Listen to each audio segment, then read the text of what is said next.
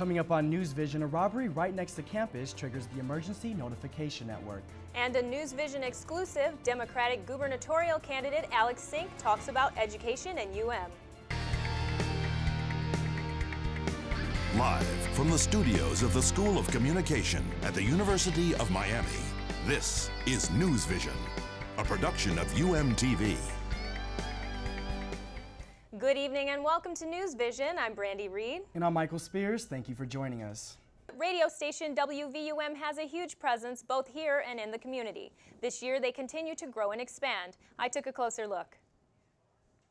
What once started as an illegal dorm room radio station has now become the voice of the University of Miami. WVUM 90.5 FM The Voice received its license to broadcast in 1968 and has been going strong ever since. We were voted Best Radio Station Reader's Choice in the Miami New Times for 2010, and we've received it before, and we've also gotten Editor's Choice, so it's just so cool to know that Miami thinks that we're the best radio station. And they're growing.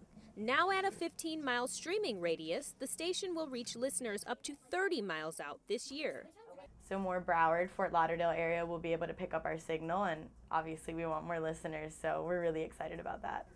Along with more airtime and greater signal range comes the need for more students. But of all the campus groups to choose from, why work with WVUM?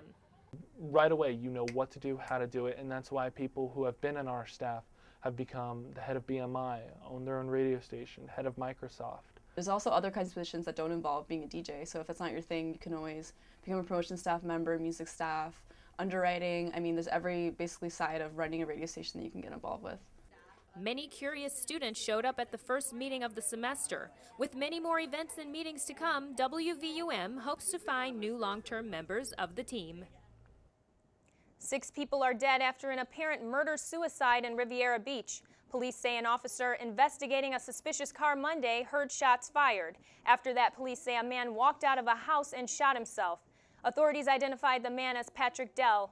Inside the house, they found the body of Dell's estranged wife, Natasha Dell, along with the bodies of his 4 stepchildren, aged 10 to 14. Dell and his wife had 2 young children of their own, 1 and 3 years old, those youngsters apparently unharmed. Relatives of the victims are understandably distraught.